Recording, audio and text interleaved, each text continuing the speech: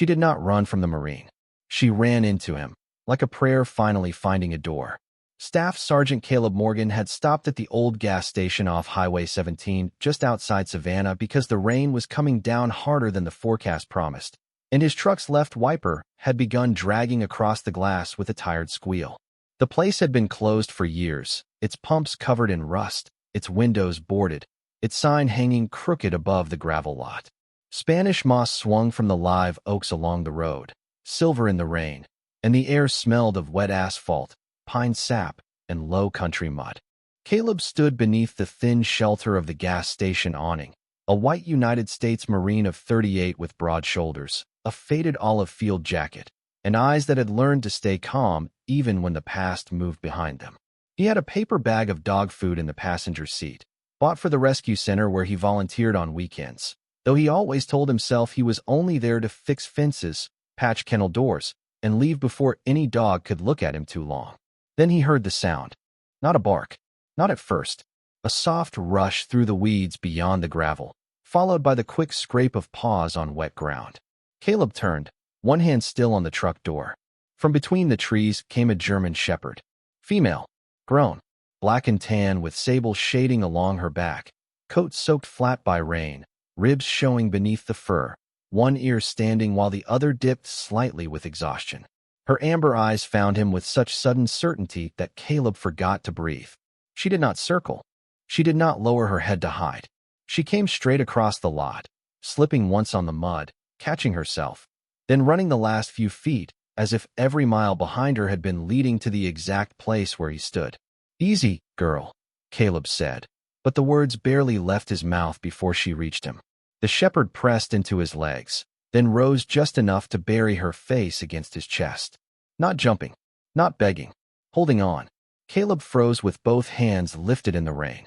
For 2 years, he had avoided this weight. The warm body of a working dog, the smell of wet fur and trust, the way loyalty arrived without asking whether a man was ready.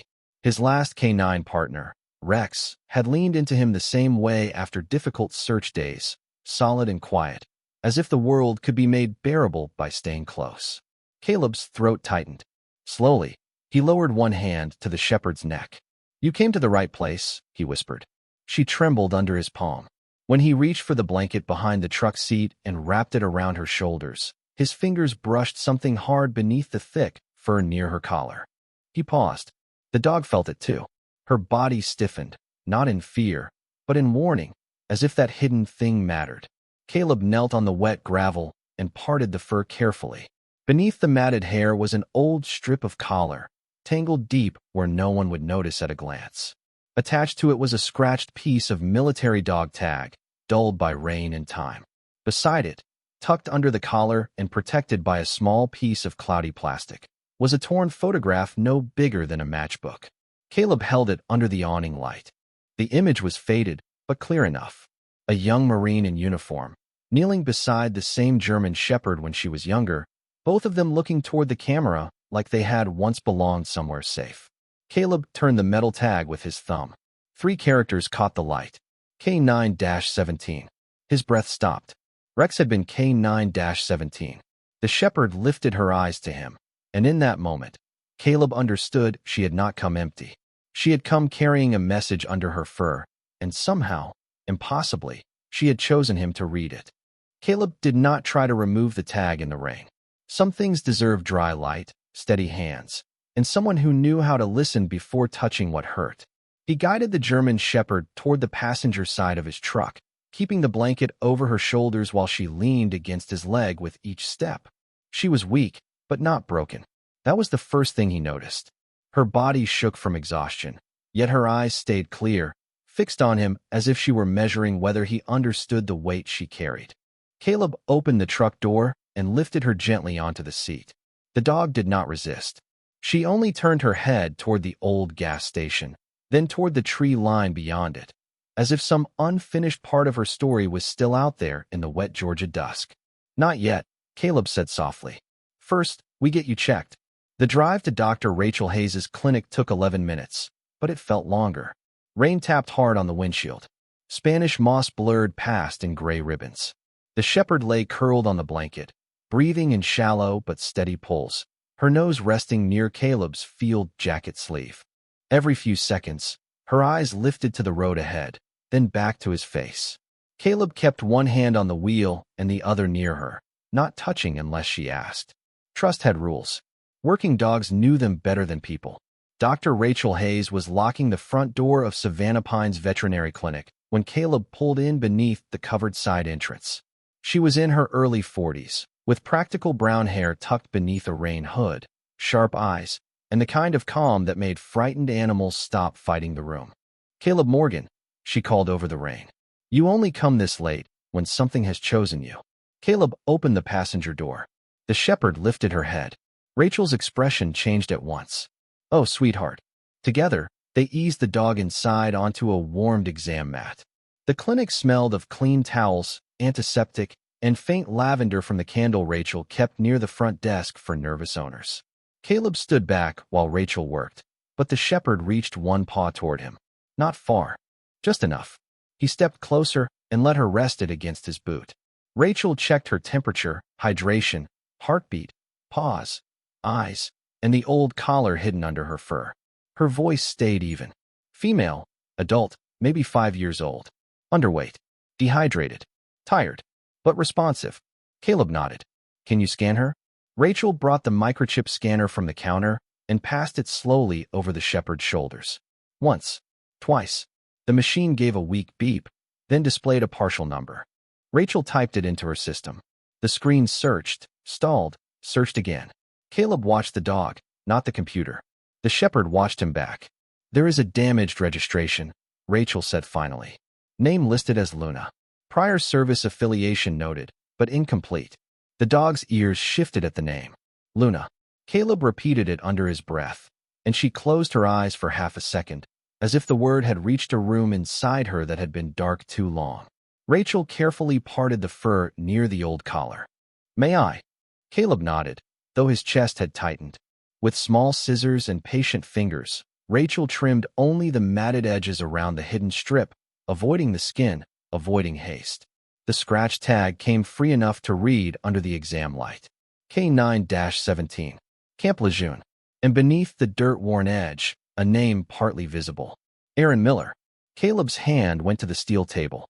Not for balance exactly. For memory.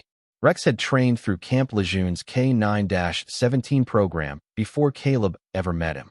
Rex had carried that same unit code on his early records, a line Caleb had seen 100 times and tried not to remember after losing him. Rachel looked at him gently. "You know that code." Caleb's voice came out low. "My partner came from that program." Luna's paw pressed harder against his boot.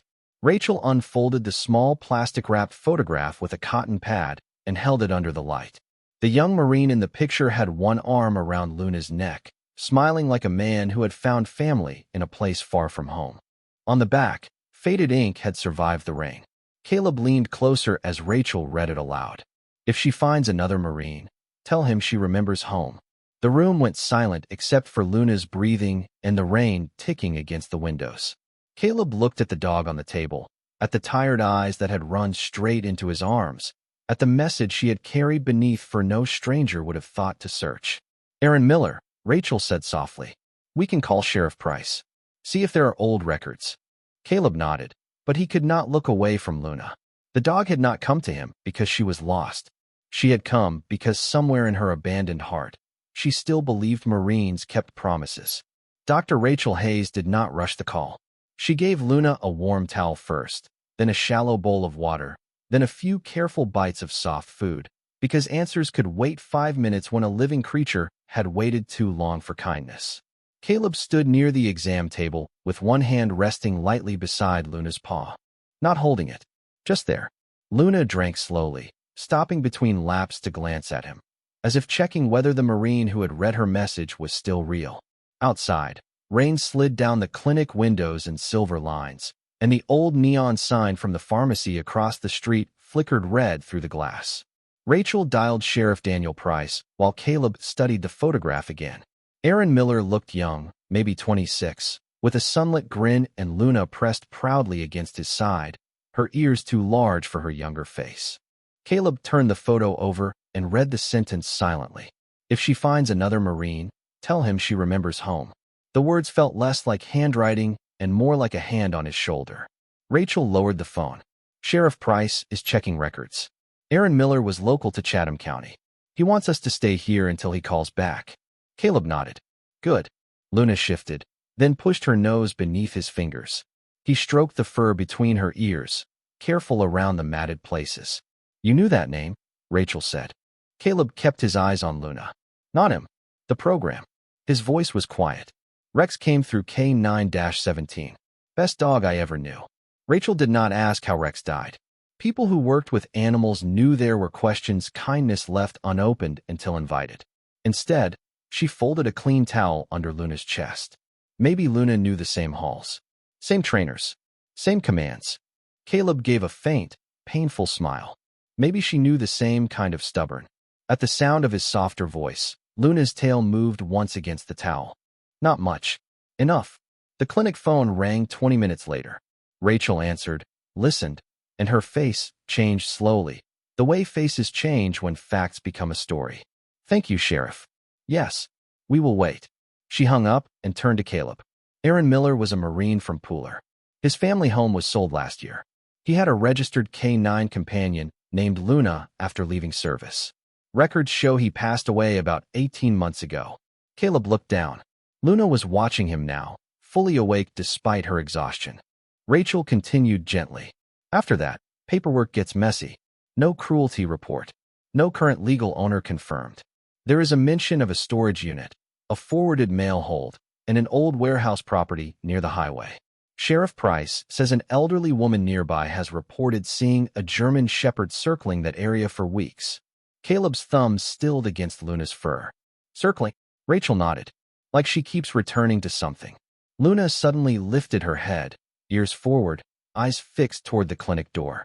Caleb felt the change before he understood it. Her whole body had gone alert, not afraid, not restless, but certain. Rachel noticed too. She knows where.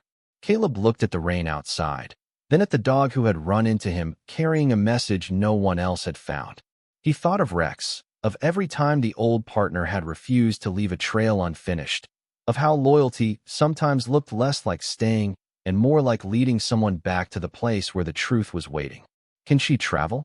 Rachel checked Luna's gums, breathing, and posture. Short distance. Slowly. She should not be pushed. She will not be. Caleb picked up the plastic-wrapped photograph and the tag, placing them carefully in a small evidence pouch Rachel gave him. Luna tried to stand before he even reached for the blanket. Her legs trembled, but her eyes stayed locked on him, asking the only question that mattered. Will you follow? Caleb wrapped the blanket around her shoulders and opened the clinic door. The rain had softened to a fine mist over Savannah, carrying the smell of live oak, wet brick, and the river somewhere beyond the dark streets. Sheriff Price was already on his way. Rachel locked the clinic behind them and climbed into her SUV to follow. Caleb helped Luna into the passenger seat of his truck, then paused when she turned her head toward the highway before he had even started the engine. He rested one hand on the steering wheel and looked at her. All right, girl, he whispered. Show me what he trusted you to remember. Luna lowered her nose to the glass, eyes shining in the dashboard light. The road ahead was black and wet, but she knew where it led. The highway south of Savannah shone black beneath the mist, reflecting gas station lights, traffic signals, and the pale sweep of Caleb's headlights as if the whole road had become a river. Luna sat upright in the passenger seat despite the blanket around her shoulders, weak body braced against the turn of the truck, amber eyes fixed forward. Every mile seemed to wake something in her. She did not whine. She did not pace. She simply watched, breathing through her nose, ears moving whenever they passed a side road, an empty lot, a row of warehouses set back behind chain-link fences. Dr. Rachel Hayes followed in her SUV, and Sheriff Daniel Price's cruiser joined them near the frontage road, its lights off, moving quietly behind them like a promise that the night would be handled properly. Caleb kept his speed low. Easy, he said when Luna leaned toward the windshield. We are close. She turned to him at the sound of his voice, then back to the road. The old industrial stretch near the highway had once served trucking companies, repair shops, and storage yards. Now half the buildings sat dark, their signs faded by rain and salt air, their loading bays empty, their walls streaked with rust and moss. The place smelled of wet concrete, diesel ghosts, and weeds pushing through broken pavement. Luna lifted her head higher when they reached a long warehouse with a blue metal door and a row of small windows painted gray from the inside. Caleb pulled into the gravel lot. Before he could speak, Luna placed one paw against the door. Not frantic. Certain. This one, Caleb whispered. Rachel parked beside him. Sheriff Price stepped out with a flashlight and a folder tucked under his rain jacket. He was in his early 50s, tall, dark-skinned, with a steady voice and the patient caution of a man who had seen too many stories misunderstood by people in a hurry. County records show Aaron rented a storage space here, he said. Lease went unpaid after the estate transfer. Property owner says nobody has opened this unit in months.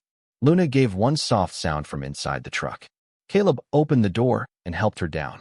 Her legs trembled when her paws touched the gravel, but she pulled gently toward the blue door, nose low, memory leading where strength could not.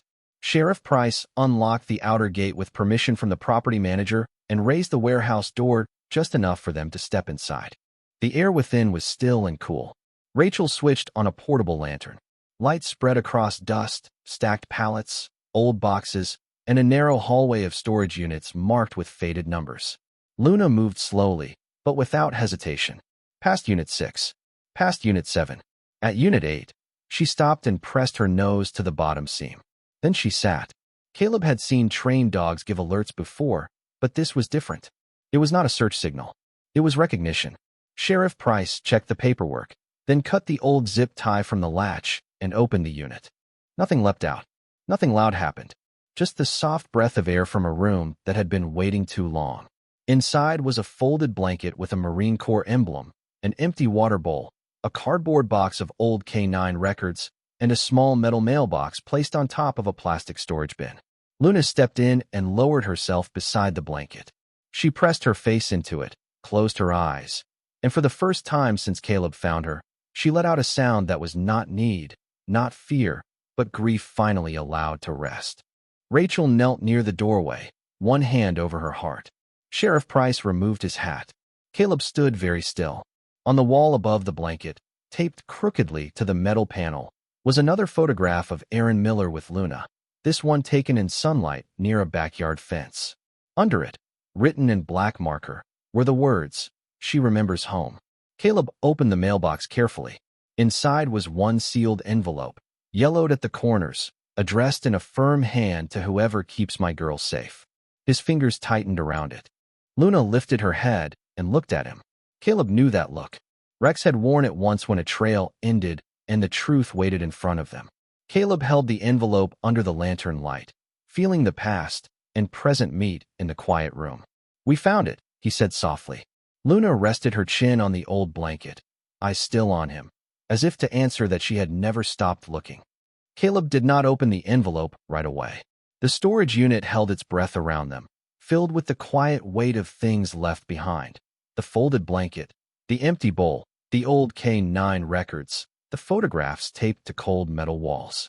Rain whispered against the warehouse roof in soft, uneven taps. Luna lay beside the Marine Corps blanket with her chin low, but her eyes stayed on Caleb's hands. She had carried him here with the last of her strength, and now the message waited between his fingers like a final command. Sheriff Daniel Price stepped closer, his flashlight angled down so it did not shine into anyone's face. "We should document it," he said gently. Caleb nodded. Rachel took a photo of the envelope where it had been found, then another of the mailbox, the blanket, and the records box. Nothing hurried. Nothing touched without respect. Only then did Caleb slide a finger under the flap and open it. The paper inside was folded twice. The handwriting matched the words on the front, firm but slightly uneven, as if written by a man who knew time had become something precious. Caleb began reading silently at first. Then his jaw tightened, and Rachel, seeing the change in his face, whispered, "You do not have to read it out loud." Caleb looked at Luna. The German shepherd lifted her head. Her ears moved forward. He understood then. The letter had not been written to stay quiet forever. Caleb read in a low voice. "To whoever keeps my girl safe, her name is Luna. She will act tougher than she feels. She will pretend she does not need the soft bed, Give her one anyway. Rachel looked down, blinking fast. Sheriff Price lowered his gaze. Caleb continued. She knows the command home, but for her, home was never a place. It was a person who came back when called. If I cannot be that person anymore, I pray someone kind becomes the next one. Luna's tail moved once against the concrete. A small sound left her throat, almost too quiet to hear. Caleb paused, swallowing hard. The next lines blurred for a moment, not because of the dim lantern light, but because Rex's name had risen inside him without warning. Rex, who had trusted him with the same silent certainty. Rex, whose dog tag still sat in Caleb's drawer at home because looking at it had hurt too much. He forced himself to keep reading. Do not mistake her loyalty for strength alone. Loyal dogs break too. They just do it quietly, while still watching the door. The words entered Caleb like a key. For 2 years, he had told himself that avoiding K9S was discipline, that fixing fences and leaving before the dogs pressed their heads into his hands was wisdom. But maybe he had not been protecting himself from pain. Maybe he had been refusing the kind of love Rex had spent his life teaching him to receive. Caleb looked at Luna. She had crossed rain, hunger, and loneliness to bring this letter to someone who could understand it. Not because she was empty, because she still carried duty. Because even abandoned, she had not forgotten trust. Sheriff Price gently lifted the box of K9 records. Inside were vaccination papers, training notes, copies of Aaron Miller's discharge documents, and a small packet marked emergency care funds. This helps, he said. It shows intent. We can verify there is no active caretaker. For tonight, she stays with whoever the veterinarian approves. Rachel looked at Luna, then at Caleb. Medically, she needs rest, food, monitoring, and someone she already trusts. No one needed to ask who that was. Caleb folded the letter slowly and placed it back in the envelope. Luna tried to rise when he stepped toward her. Her legs trembled, but she still made the effort. Caleb knelt instead, lowering himself to her level on the cool concrete. You found another Marine, he whispered. Luna leaned forward and pressed her forehead against his chest. The contact was light, careful, but it carried the force of a bridge being rebuilt plank by plank. Caleb closed his eyes. In the dark behind them, the warehouse no longer felt abandoned. It felt like a place where one promise had waited long enough to be heard. When he opened his eyes again, his voice was steady. We keep the letter. We keep the records. And we keep her safe. Sheriff Price nodded. Rachel gathered the blanket with Aaron's photograph wrapped inside. Caleb lifted Luna gently, not because she could not walk, but because for once she did not have to prove she could. Outside, the rain had nearly stopped. The road back to Savannah glistened under the streetlights, and Luna rested against Caleb's field jacket as if the word home had finally found somewhere to land. Caleb drove Luna to his small house on the quiet edge of Savannah while the last of the rain softened into mist behind them. The road curved beneath live oaks heavy with Spanish moss, past dark mailboxes, puddled ditches, and low porches glowing with late evening lamps.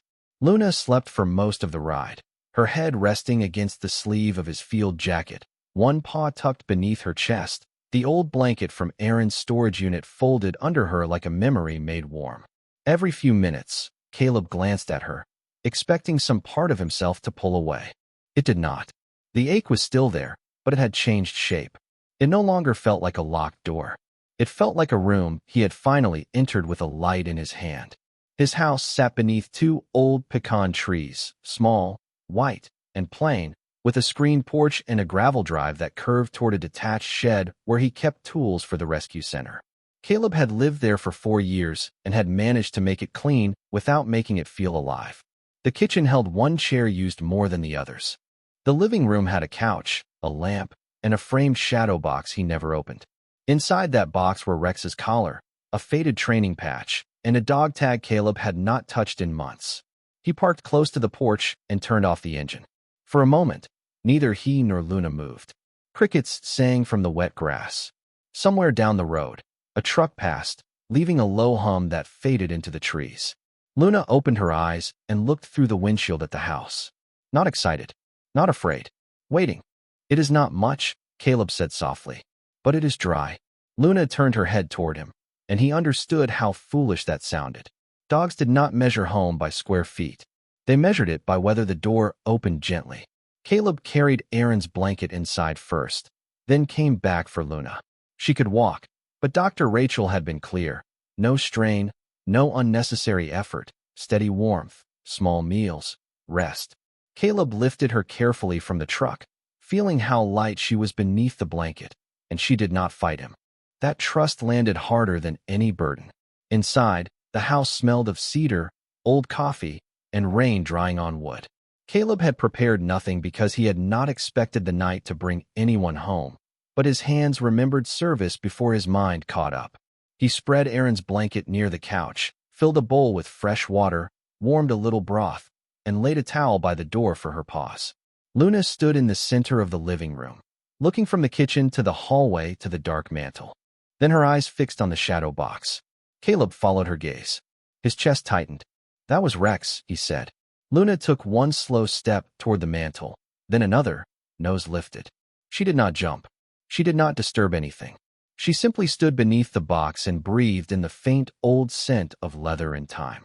Caleb stared at her, at the way her ears softened, at the way her tired body seemed to recognize that another loyal soul had once guarded this room from loneliness. He reached up and took the shadow box down. The latch gave a small click. For 2 years, that sound had been too much. Tonight, it opened. He removed Rex's dog tag and set it on the mantel beside Aaron's envelope, the scratched K9-17 tag, and the restored photograph still protected in plastic. Luna watched every movement. Caleb touched the edge of Rex's collar, then closed the box without hiding it away. "He would have liked you," he said. Luna lowered herself slowly onto Aaron's blanket, circling once before lying down with a long, tired sigh. Caleb placed the broth near her, and she drank a little, then rested her chin over the blanket's folded edge. Her eyes followed him when he sat on the floor a few feet away. Not too close. Close enough. Outside, the mist gathered on the porch screen. Inside, the little house held two kinds of silence, the old one made by loss, and the new one made by trust, beginning carefully. Caleb leaned back against the couch, listening to Luna breathe.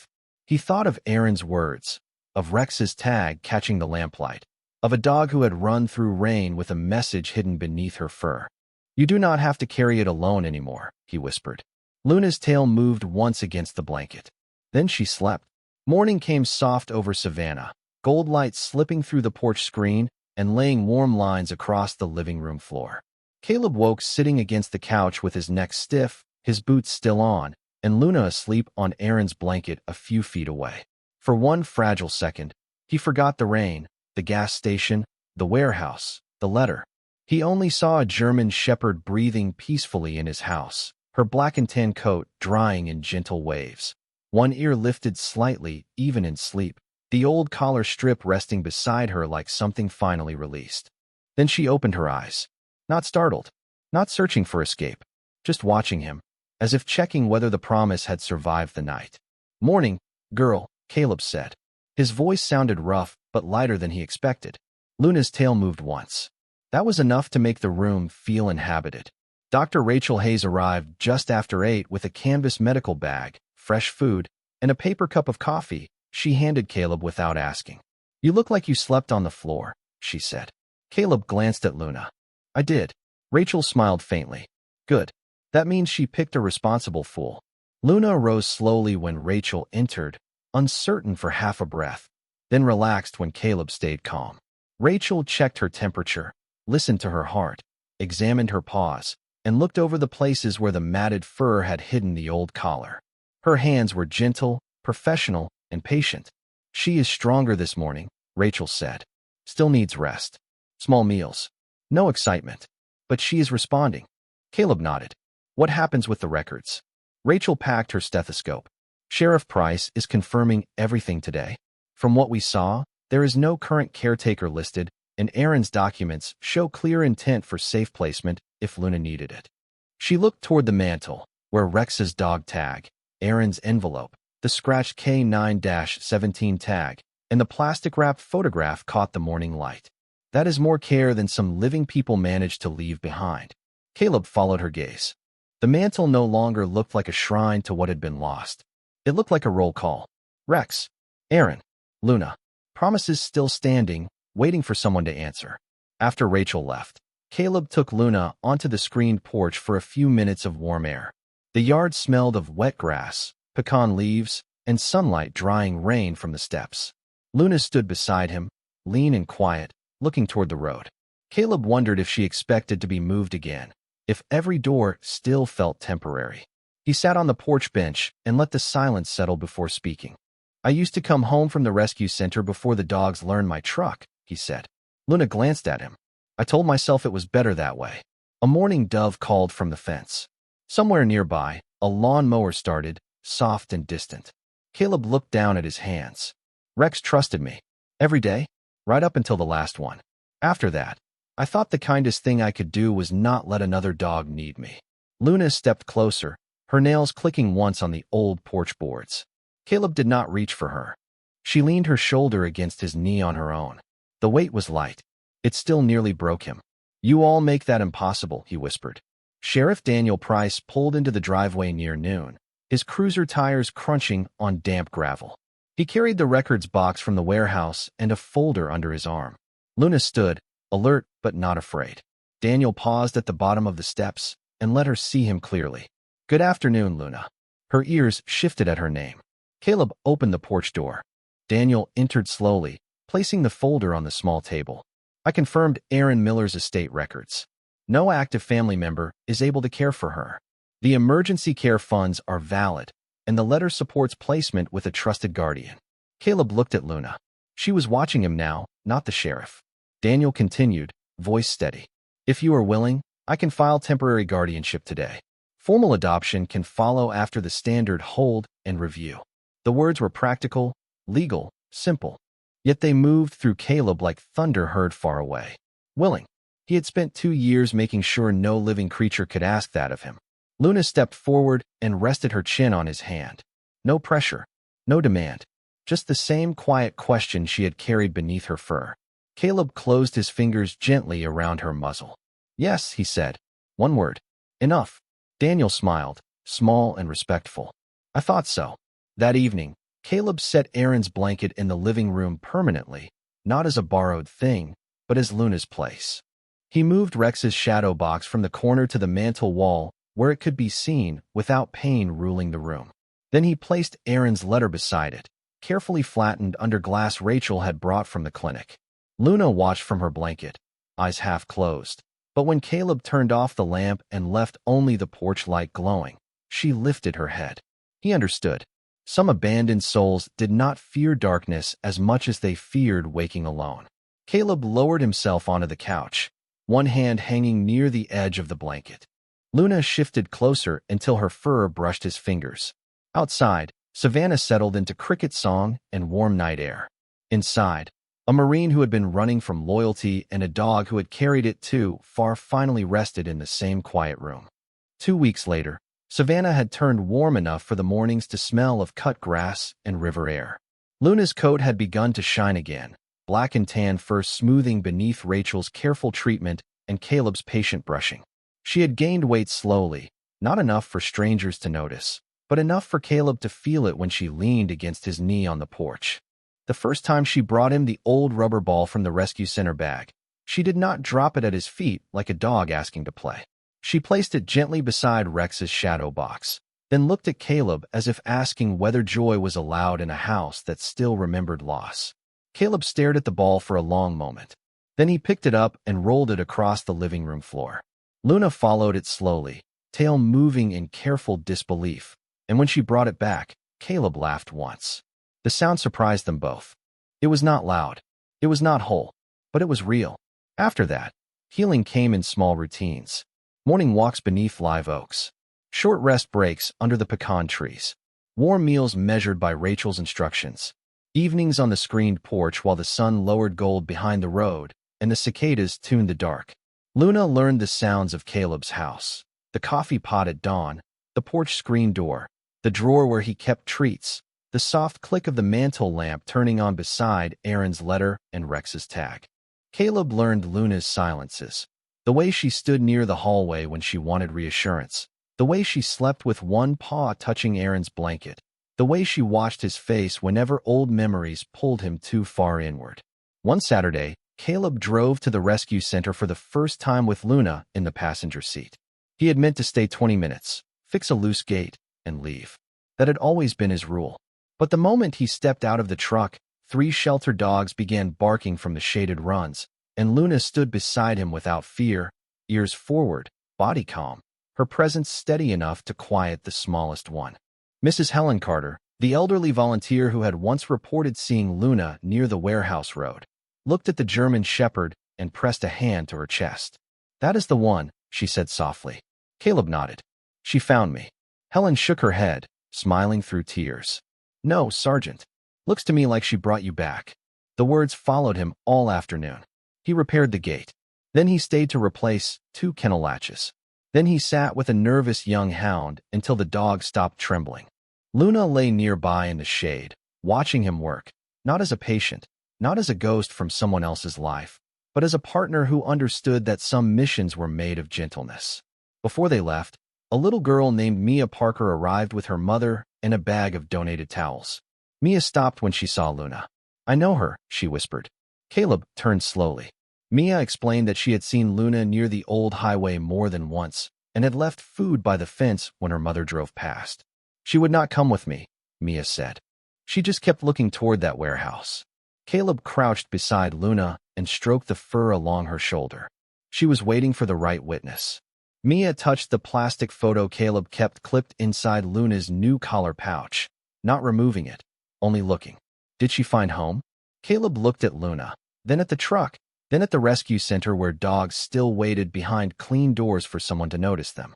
"She is teaching me what that means," he said. That evening, Caleb drove home with the windows cracked, warm air carrying the scent of marsh grass and magnolia through the cab. Luna rested her head near his elbow, relaxed in a way he had not seen before. At a stoplight, Caleb reached into his pocket and touched Rex's spare tag, the one he had begun carrying again. Not as punishment, not as grief, as gratitude. When they reached the house, Luna stepped onto the porch first and waited at the door. Caleb unlocked it, then paused. For years, he had entered that house like a man returning to storage. Now Luna looked back at him, amber eyes clear, asking him to come in like it mattered. He opened the door wide. "After you," he said. Luna walked inside, tail moving softly, and Caleb followed, carrying the old rubber ball, the rescue center tools, and a heart that no longer felt quite so afraid of being needed. 6 weeks later, the old gas station off Highway 17 no longer looked like the place where Luna had arrived carrying a broken promise beneath her fur. The pumps were still rusted, the sign still crooked, and Spanish moss still swung from the live oaks when the low country wind moved through, but Caleb no longer saw it as a place of abandonment. He saw it as a marker on the road between who he had been and who he was becoming. Luna sat beside him in the truck, stronger now, her black and tan coat clean and full, her amber eyes watching the road with quiet confidence. Around her neck was a new collar, simple brown leather, with 3 things attached: her own tag, the restored K9-17 tag, and a small waterproof pouch holding the photograph of Aaron Miller. Caleb carried Rex's spare tag in his pocket, not hidden, not clutched like a wound, just present. That morning, Sheriff Daniel Price had called to say the guardianship review was complete. Luna was legally home. Caleb had listened, thanked him, and then sat on the porch for a long time while Luna rested her chin on his knee, as if she had known the answer before the law caught up. Now they were driving back from the rescue center, where Caleb had stayed 4 hours instead of 20 minutes, repairing kennels, walking 2 shy dogs, and teaching Mia Parker how to let a frightened animal approach without pressure. Luna had watched it all from the shade like a quiet supervisor. When a nervous shepherd mix had refused to leave the back corner of her run, Luna had simply lain down outside the gate and waited. No command, no performance, just presence. By the time Caleb left, the shepherd mix had stepped close enough to sniff his hand. Some miracles did not arrive loud. Some came on soft paws and waited until fear got tired. At home, evening settled warm and gold over the screened porch. The air smelled of magnolia, cut grass, and supper cooling in the kitchen. Caleb placed Aaron's letter on the mantel beside Rex's tag and the restored photograph, now framed properly under clear glass. Not a shrine, a witness. Luna walked to her blanket, circled once, then surprised him by leaving it, and coming to the couch instead. She rested her head against his leg.